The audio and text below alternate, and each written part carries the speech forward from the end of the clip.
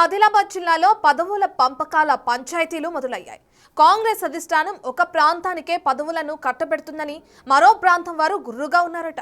అనుకున్న పదవి రాలేదని ఓ ఎమ్మెల్యే అలకపూనితే సీఎంకు ముఖ్య అనుచరుడనైన పదవి యోగం లేకపోవడంతో ఓ ఎమ్మెల్యేకు నిరాశ కలిగిస్తుందట. ఇంతకీ ఆ ప్రాంతాలేంటి, ఆ ఎమ్మెల్యేలు ఎవరు? ఆదిలాబాద్ కాంగ్రెస్లో పదవుల రచ్చ. తూర్పుపై ప్రేమ, పశ్చిమపై వివక్ష. ఇదేం పద్ధతంటూ ఆగ్రహం.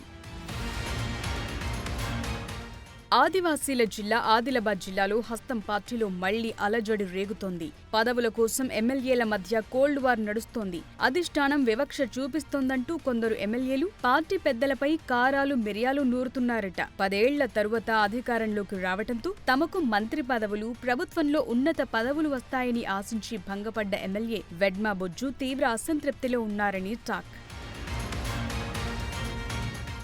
ముఖ్యంగా ఉమ్మడి ఆదిలాబాద్లో తూర్పు, పశ్చిమ ప్రాంతాల్లో పదవుల పంపకాల విషయంలో తేడాలొస్తున్నాయని బొజ్జు గరమవుతున్నారట. కాంగ్రెస్ పెద్దలు ఆదిలాబాద్ తూర్పు జిల్లాపై ప్రేమ కురిపిస్తూ పశ్చిమ జిల్లాను అస్సలు పట్టించుకోవటం లేదనే అభిప్రాయాలు అక్కడి కాంగ్రెస్ వర్గాల్లోనూ నెలకొన్నట్లు సమాచారం. తూర్పు జిల్లాలో ఉన్న 3 కాంగ్రెస్ ఎమ్మెల్యేలకే అవకాశాలిస్తున్నారని, ఒక్క ఎమ్మెల్యే ఉన్న పశ్చిమ జిల్లాను పూర్తిగా విస్మరిస్తున్నారని హస్తం శ్రేణులు అసంతృప్తి వ్యక్తం చేస్తున్నారట.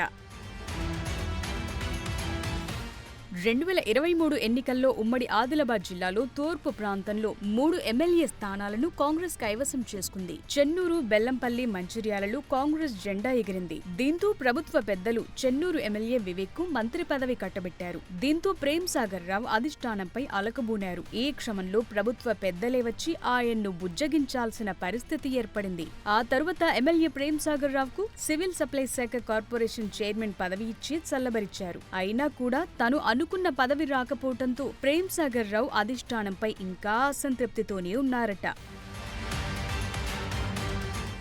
ఇక పశ్చిమ జిల్లా నుండి గెలిచిన ఏకైక ఎమ్మెల్యే బొజ్జు పటేల్ మంత్రి పదవిపై ఆశలు పెట్టుకున్నారట. ఆదివాసీ కోటాలో తన పేరు పరిశీలించాలని ఇప్పటికే తన మనసులో మాటను అధిష్టానం ముందుంచారట. దీనికి తోడు బొజ్జు పటేల్ కు సీఎం సన్నిహితుడనే పేరుంది. దీంతో 2వ దశ విస్తరణలో ఖచ్చితంగా బొజ్జు పటేల్ పేరుంటుందని పశ్చిమ జిల్లా కార్యకర్తలు తెగ ఆశపడ్డారట. అయితే జిల్లా నుంచి వివేక్ వెంకటస్వామి పేరు ప్రకటించడంతో ఒక్కసారిగా బొజ్జు పటేల్ కార్యకర్తలు ఆశ్చర్యం చేశారట. అయితే మంత్రి పదవి దక్కకపోయినా కనీసం ప్రభుత్వ పదవి వస్తుందని బొజ్జు పటేల్ ఆశించారట. కానీ బొజ్జు పటేల్ కు షాకిస్తూ అధిష్టానం ఆయన్ను డీసీసీ అధ్యక్షుడిగా నియమించింది.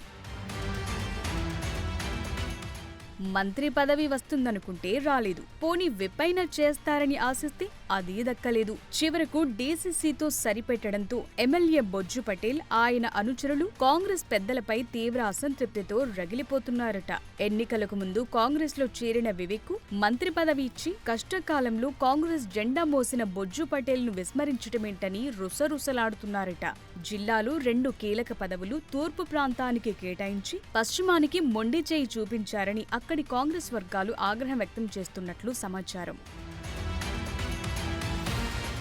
పదవుల్లో ఆదిలాబాద్ పశ్చిమ ప్రాంతానికి కాంగ్రెస్ మొండి చేయి చూపించడంతో స్థానిక సంస్థల ఎన్నికల్లో పార్టీకి ఎదురు దెబ్బ తగిలే అవకాశాలున్నట్లు టాక్ వినిపిస్తోంది. కాంగ్రెస్ అభ్యర్థుల తరపున ప్రచారం కోసం వెళుతోన్న నేతలను అక్కడి కార్యకర్తలు, ప్రజలు ముఖం మీదే ప్రశ్నిస్తున్నారట.